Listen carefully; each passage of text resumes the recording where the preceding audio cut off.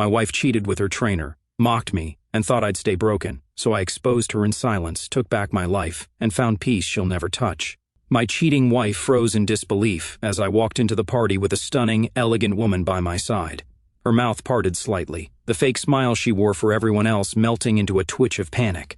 For the first time in 5 years, I watched Amanda, the woman I married, speechless, and it felt damn good.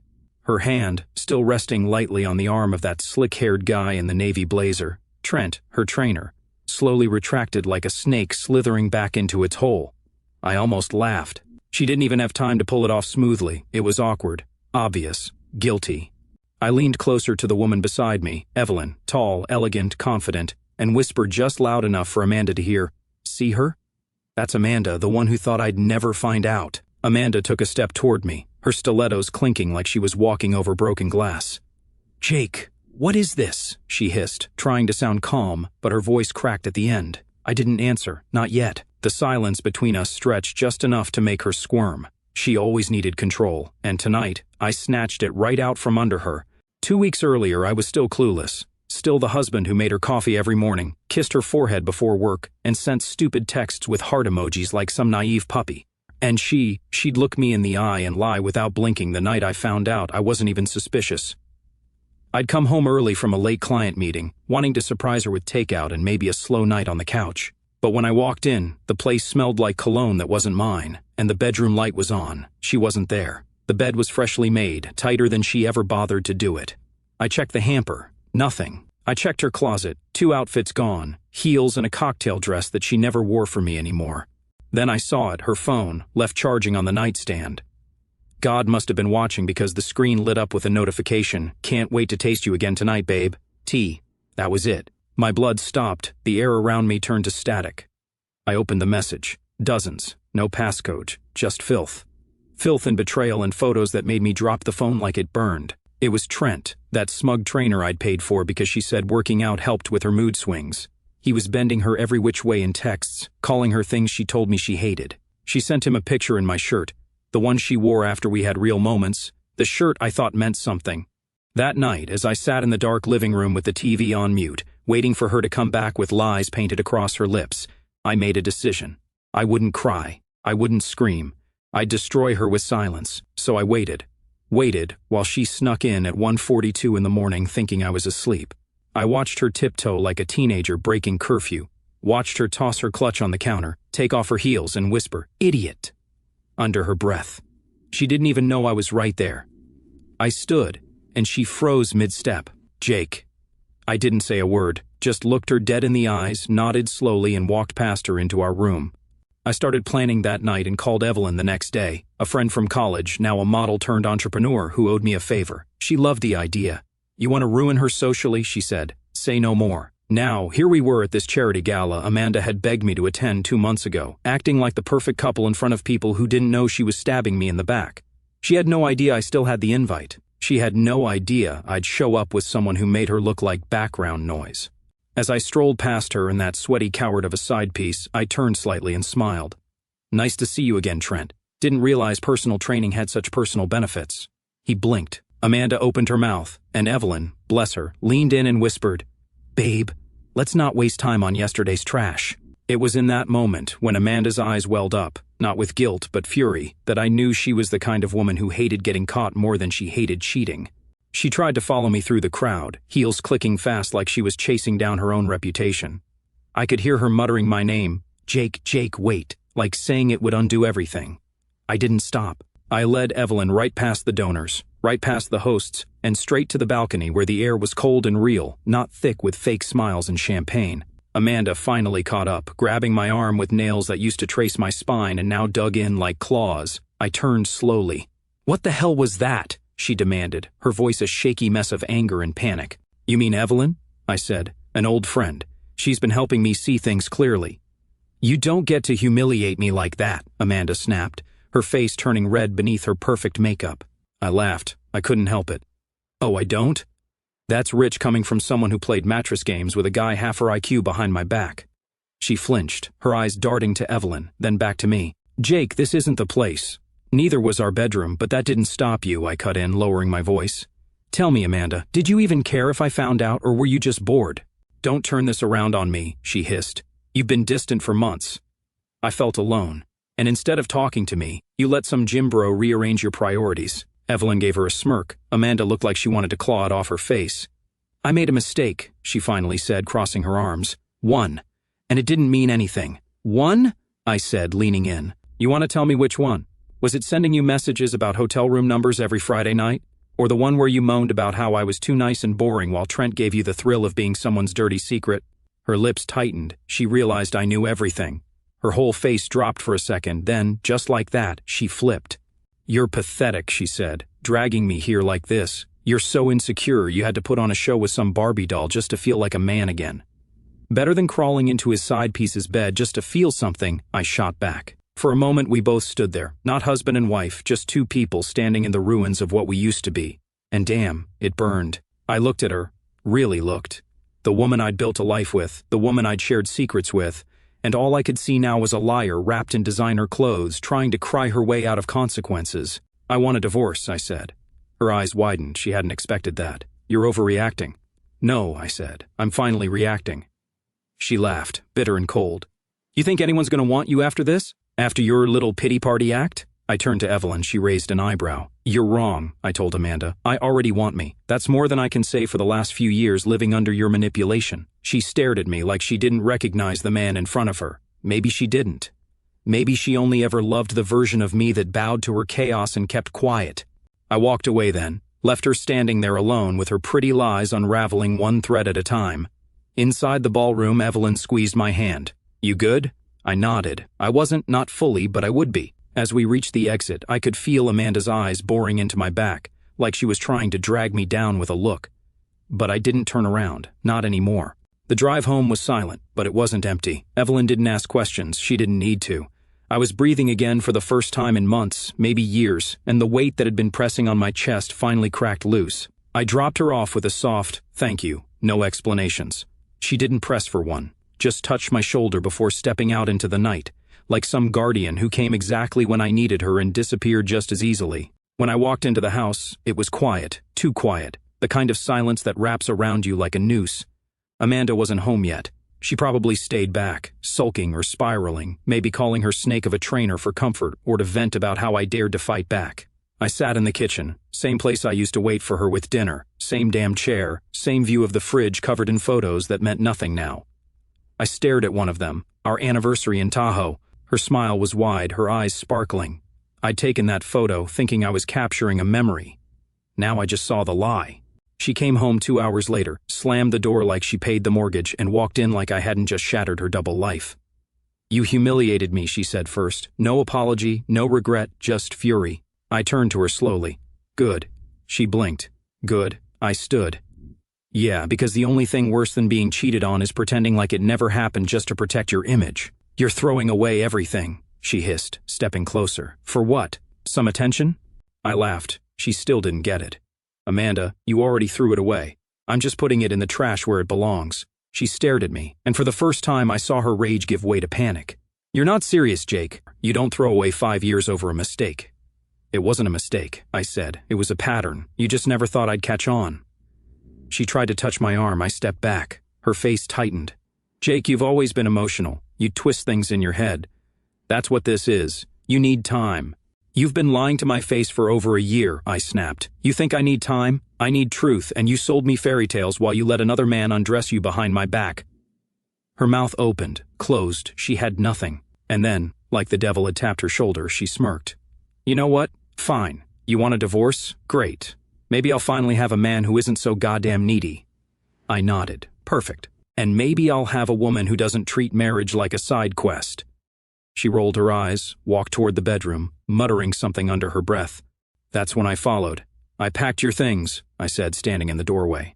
She stopped, turned slowly. You what? I packed your things. They're in the guest room. Movers come in the morning. She blinked. You can't do that. I just did. She crossed her arms. This house is half mine. For now, I said, but trust me, you'll walk away with a hell of a lot less than you think. You wouldn't. I would, and I've already got a lawyer. So go ahead, call Trent. Maybe you two can share his one-bedroom apartment once he gets fired for screwing a client's wife. Her jaw clenched. You're cruel. No, I said, stepping closer. You just finally ran into someone who stopped letting you get away with being heartless. She stormed off, slammed the guest room door behind her, and for the first time in a long time, I slept soundly in my own damn bed, alone, peacefully. When I woke up, I didn't check my phone to see where she was because I didn't care anymore. The next morning, the sky outside was dull and gray, like it knew the storm inside these walls wasn't over. I got up early, brewed a pot of coffee, and sat at the kitchen table with the quiet hum of the refrigerator as background noise. The air felt clearer, still heavy, yeah, but breathable. At 9:03 in the morning sharp, the movers showed up. Amanda didn't even come out to say a word. She waited upstairs like a damn princess in a castle that was about to get demolished. I didn't blame the movers for the confused glances. They probably sensed the tension bleeding through the drywall. I walked into the guest room where her things were already boxed. I'd packed them the night before with the same calm you use when cleaning up after a house fire. Methodical, detached, burnt on the inside but steady on the outside. Everything she ever called hers. Clothes, shoes, makeup, even the framed photo of us from Hawaii. I shoved it all into boxes labeled Amanda, no frills, no notes. Halfway through, she finally came downstairs, sunglasses on indoors like her ego needed a shield. "What the hell do you think you're doing?" she asked, arms crossed over a designer hoodie that probably still smelled like him. "I told you, movers. This morning," I said, not even looking up. She scoffed. "You really think you can just erase me from this house like I was a bad memory?" I paused, met her eyes. "Amanda, you didn't become a memory. You became a lesson." That hit. I saw her mouth twitch, but she swallowed whatever venom she was preparing to spit. "You know what?" she said, pacing like a trapped cat. "Maybe this is good. Maybe we both need it." I nodded. "We did. I just didn't realize it until I saw you pretending to be in love with someone else while calling me your rock." She smiled, cold and cutting. "You were never a rock. You were a routine." And just like that, I realized she wasn't even trying to fix it. She wasn't sorry. She didn't want to be forgiven. She wanted to win, even now, standing in the ruins of what we built, like this was a game she could still score points in. The movers finished in under an hour. She left without another word, stepping into a black SUV like a ghost sliding back into the dark. And me? I stood in the doorway as the engine faded down the block, hands in my pockets, chest hollow but light. It was over, but the pain didn't leave with her. The next few days blurred together. Paperwork, lawyer calls, emails that made my hands shake. Nights were the worst, the silence screamed. My phone was dry. No I love you, no fake affection, no texts at all. At first, I checked out of habit. Then I stopped, because even my phone was tired of pretending. On the 5th night, I found myself scrolling through our old photos. Honeymoon in Cancun, Christmas by the fire. That one dumb picture of us in matching hoodies that I used to love and now wanted to burn. I watched our smiles twist into lies, and my stomach turned. But something shifted in me. This wasn't just betrayal. This wasn't just about her and Trent or what she did in the dark. It was about me forgetting who the hell I was. I gave her everything, hoping it would make her happy. I shrank myself to keep her content. I made excuses for her coldness, her sarcasm, her emotional distance. I thought love meant sacrifice, but I was the only one bleeding on that altar. I'd been living in a one-sided fantasy, a make-believe marriage where I gave and she took. And now, standing in the aftermath, I wasn't even sad about losing her. I was sad about losing me. So that night I opened a new document on my laptop. I wrote down everything. Not for court, not for revenge, just for me. The lies, the warning signs, the way I gaslit myself into believing I was lucky to have her. I listed it all out like a confession to myself. And at the bottom of the page I typed, "Next time, choose peace over pretty." And I meant it. 2 weeks passed. Her scent was gone from the pillows. The closet, once overflowing with dresses and shoes she'd never wear for me, stood half empty like a museum of silence. I stopped sleeping on my side of the bed, started sleeping in the middle like I was reclaiming my space inch by inch. Then one Thursday afternoon, I got the message, "We need to talk face to face." Amanda. I stared at it for a long time, not because I was confused. I knew exactly what this was. The panic phase when the thrill fades, when the fling starts asking questions, and when reality crawls in through the cracks. I didn't respond. I waited. The next day she called. I let it ring. Then that evening she showed up unannounced, same coat she wore on our 3rd anniversary. She stood at the door like she was still entitled to be let in, like this was still her castle. I opened the door, didn't move, just stared. She smiled, fake and nervous. "Hi." I didn't say anything. "Can I come in?" she asked. "No." She blinked. "Jake, please. I just need 10 minutes. I sighed, stepped outside and pulled the door shut behind me. 10. We stood on the porch like strangers on a battlefield. She looked thinner, or maybe just worn out, not my problem anymore. "I made a mistake," she said, "a real one, and I know I don't deserve anything from you, but I can't stop thinking about everything. About us." I nodded. I believe you made a mistake. Many, actually. I didn't know what I was doing, she said quickly, like she'd rehearsed it. Trent, it wasn't real. It was stupid. He made me feel wanted. I cut in, excited, desired. Yeah, I read the messages. You don't need to explain the kind of thrill you were chasing. She shut her mouth. I was angry, she continued. I thought maybe you'd moved on too fast with that woman, Evelyn. You knew how that would look. I stared at her. You had your secret for a year. I had mine for one night. Let's not pretend we're even. She looked down, then back up. I miss you. No, Amanda, you miss what I gave you. You miss the version of me that let you walk all over him and called it love. She winced. Good. I wanted it to sting. You can hate me if it helps, she said.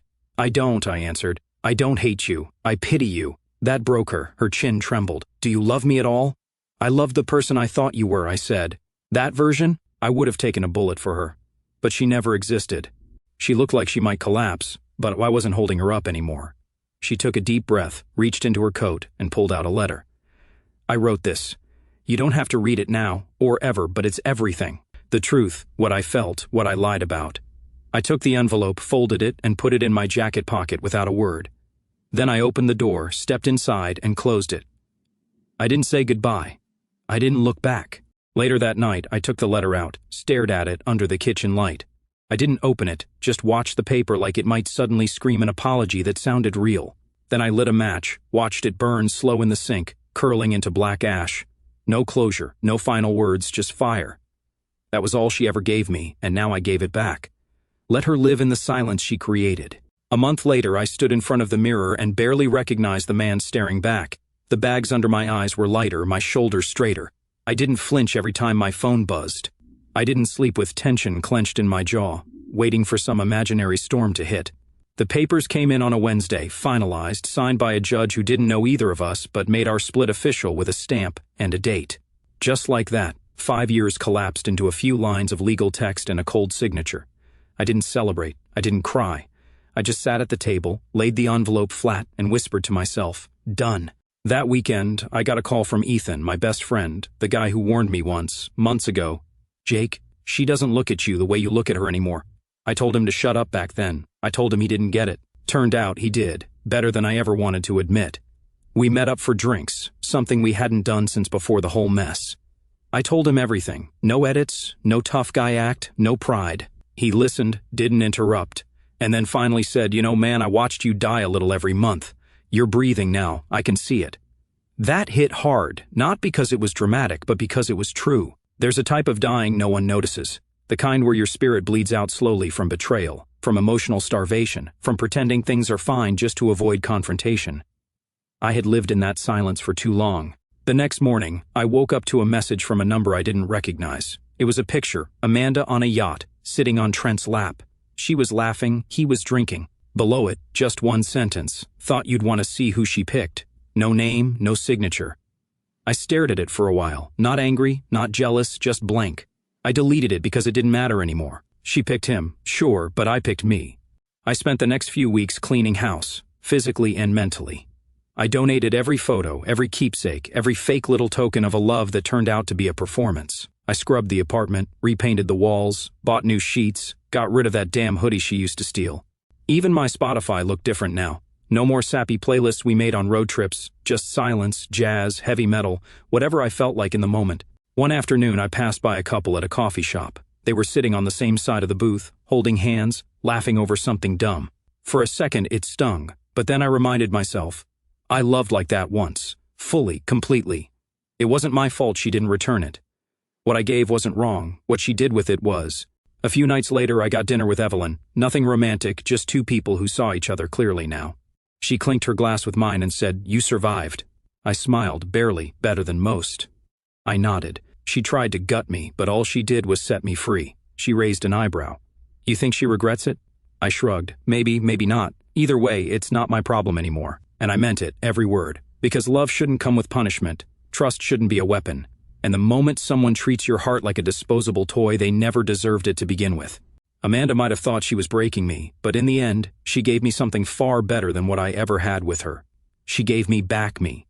A few months passed. Spring rolled in like a quiet apology from the universe. And for once, I felt ready to accept it. The trees outside my apartment were blooming again. The mornings came easier, and I wasn't waking up to shadows of her anymore. Then one evening, as I was coming back from the gym, I saw her, Amanda, standing outside my building. No warning, no message, just standing there like she had a right to still exist in my world. She wasn't dressed to impress, no makeup, no drama, just a black hoodie, jeans, and the same empty eyes I used to mistake for depth. She looked up. "Hi." I didn't say anything, just kept walking until I was a few feet away. "I know I shouldn't be here," she added quickly, hands shoved in her pockets like she was trying to keep them from shaking, "but I've been thinking about everything, and I had to see you." I sighed. "Why now?" She hesitated. "Because it didn't end right." I almost laughed. It ended exactly how it was supposed to. "No, Jake, you don't get it. He wasn't who I thought he was, and you were." That shut her up for a second. She shifted her weight from one foot to the other. "He cheated on me." There it was, the twist, the irony, the karmic boomerang. I didn't flinch. I didn't gloat. I just looked her in the eyes. "So?" Her jaw clenched. "So I get it now." "No," I said, stepping closer. "You get what it feels like to be you. You don't get me. You never did." She blinked rapidly, like tears were building, but I wasn't falling for it again. That well was dry. "I'm not here to get back together," she whispered. "Good. But I needed to tell you I'm sorry." I nodded once. "Then say it." "I'm sorry, Jake, I lied. I disrespected you. I destroyed something good, and I know I can't undo it, but I just needed you to know it wasn't because you weren't enough. It was because I wasn't."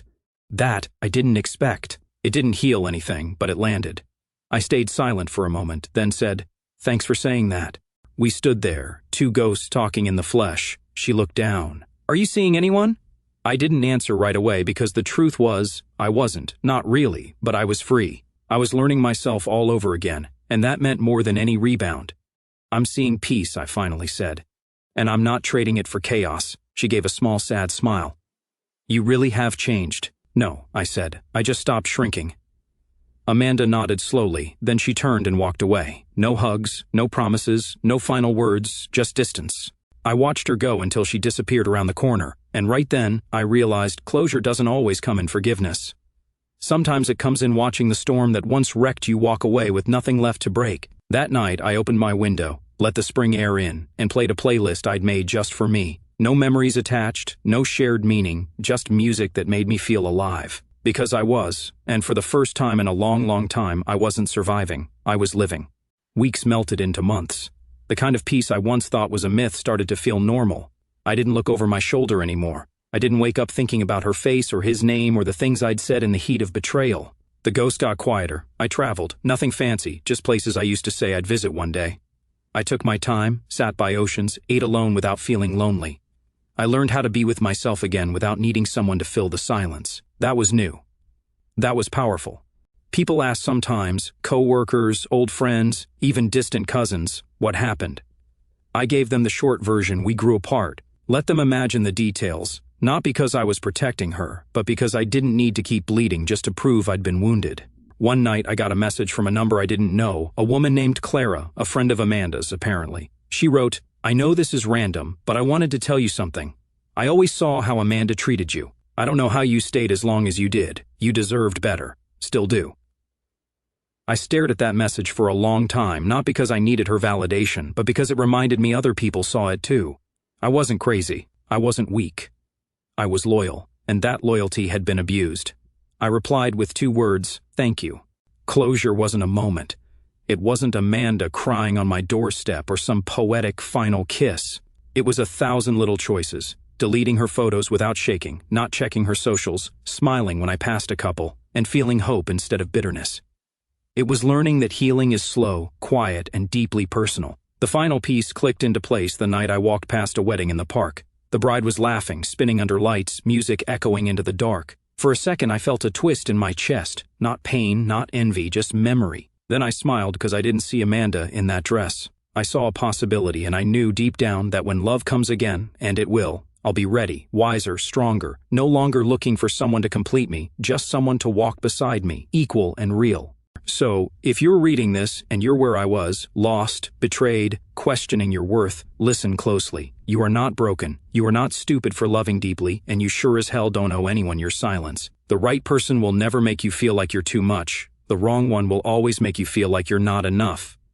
Learn the difference, walk away with dignity, and remember, Losing someone who lied to you is not a loss. It's freedom. I didn't just survive her. I outgrew her. And that, right there, is the best revenge of all. The spring air carried a quiet promise as I stepped back into my apartment, the echo of Amanda's footsteps long faded from the street below. I stood in the doorway, taking in the space, clean, uncluttered, mine. The silence wasn't oppressive anymore. It was a canvas, waiting for me to fill it with something real. I poured a glass of bourbon, let Max, my dog, out onto the balcony and sat there, watching the city pulse with life. For the first time in years, I wasn't bracing for the next lie, the next fight, the next jab to my self-worth. I was just here whole, and that felt like a victory no courtroom could grant. The weeks that followed were a deliberate rebuilding. I started small, rearranging furniture, tossing out the last traces of Amanda's presence. A half-empty perfume bottle, a scarf she'd left in the laundry, the coffee mug she'd bought on a trip we took to Seattle. Each item I discarded felt like shedding a layer of her chaos. I painted the bedroom a deep blue, not because I needed a change, but because I wanted to claim the space as mine, free of her ghost. Max seemed to approve, sprawling across the new rug like he knew we were starting over. Work became a refuge, not an escape. I threw myself into projects, taking on challenges I'd once dodged to keep Amanda happy. My boss noticed, pulling me aside one day to offer a promotion to senior analyst. "You've got a fire in you now," he said. "Don't let it go out." I didn't plan to. The extra responsibility meant longer hours, but it also meant purpose, a reminder that I was more than the man who'd been lied to. My team started looking to me for guidance, and their respect, earned, not demanded, felt like a quiet redemption. I reconnected with people I'd let drift away during the marriage. Ethan, my best friend, became a constant again, dragging me to basketball games and dive bars where we laughed about nothing and everything. He didn't tiptoe around Amanda's name, but he didn't dwell on it either. One night, over wings and beer, he said, "You're not just back, man, you're better." I clinked my glass against his, feeling the truth of it settle in my bones. I wasn't just surviving, I was thriving, building a life that didn't need her approval. Evelyn checked in occasionally, her text light but genuine. "Still slaying dragons?" she'd ask. And I'd reply with a dragon emoji and a quip about keeping my sword sharp. We met for coffee once, not as allies in a revenge plot, but as friends who'd seen each other through a storm. She was dating someone new, a chef with a laugh she said could wake the dead. "You'll find your person," she told me, stirring her latte. "Not because you need them, but because you're ready." I nodded, not rushing it. I wasn't chasing love, I was chasing me. Amanda's life, meanwhile, unraveled in whispers. Ethan heard through mutual friends that Trent had dumped her after his gym fired him for ethics violations. Sleeping with clients wasn't a good look. She'd moved into a smaller apartment, her Instagram now a ghost town of old posts and no new stories. I didn't check myself, I didn't need to. Her downfall wasn't my victory. My victory was waking up without her lies poisoning my day. I started running, not to outrun the past, but to feel alive. The park near my apartment became my morning ritual. Sunrise, sneakers, Max trotting beside me, his tongue lolling out. I'd pass couples, families, strangers, and feel a quiet connection to the world, like I was part of it again. One morning I stopped to tie my shoe and overheard a woman laughing with her friend about a bad date. Her voice, warm, unpretentious, caught my attention. I glanced up and she smiled, not flirty, just kind. "Nice dog," she said, nodding at Max. "Thanks," I replied, standing. "He's the real boss." She laughed, introduced herself as Clara, and we talked for a minute before she jogged off. No numbers exchanged, no pressure, just a moment that felt human. Clara became a regular on my runs, our paths crossing often enough to feel like fate but not forced. We'd chat about dogs, music, the city's best coffee shops. She was a teacher, loved her job, had a dry sense of humor that matched mine. One day, she asked if I wanted to grab coffee after our run. I said yes, not because I was falling for her, but because I was open to it, to life, to possibilities. Over lattes, she asked about my past, not prying, just curious. I gave her the short version, married, cheated on, divorced, learned a lot. She nodded, no pity in her eyes. "Sounds like you earned your stripes." I liked that, no drama, just understanding. Our coffee dates turned into dinners, then hikes, then evenings at my place where Max sprawled between us on the couch. Clara didn't push, didn't need me to be anything but myself. When I told her about Amanda, the full story, Trent, the gala, the betrayal, she listened, her hand on mine. "She didn't deserve you," she said, not as a platitude, but as fact. "But you deserved better than letting her define you." That stuck with me, a reminder that my worth wasn't tied to Amanda's lies. 6 months after the divorce, I got a letter from Amanda, forwarded through my lawyer. No return address, just her handwriting, shaky and uneven. I almost burned it like the last one, but curiosity won. Inside was a single page. "Jake, I know you don't owe me anything. I don't expect a reply. I just need to say I'm sorry. Not for what I did, I can't change that, but for who I became. Trent's gone. My life's a mess. I see now what I lost, not just you, but myself. I hope you're happy. You deserve it." No tears stained the paper, no pleas for forgiveness, just words raw and late. I read it once, folded it, and put it in a drawer. It didn't heal anything. It didn't need to. I'd healed myself. I took Clara to the lake that weekend, the same one where Amanda and I used to sit under the stars, dreaming of a future that never came. This time the air felt different, lighter, truer. We spread a blanket, let Max chase fireflies, and talked about nothing important. Clara leaned against me, her warmth steady, and I realized I wasn't comparing her to Amanda. I wasn't looking for ghosts. I was just here. With her. With myself.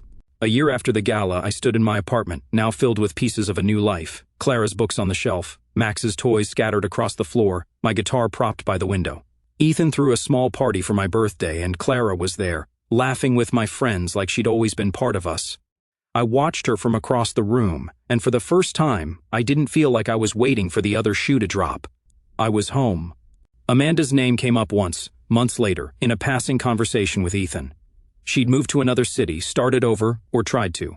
I didn't ask for details, I didn't need them.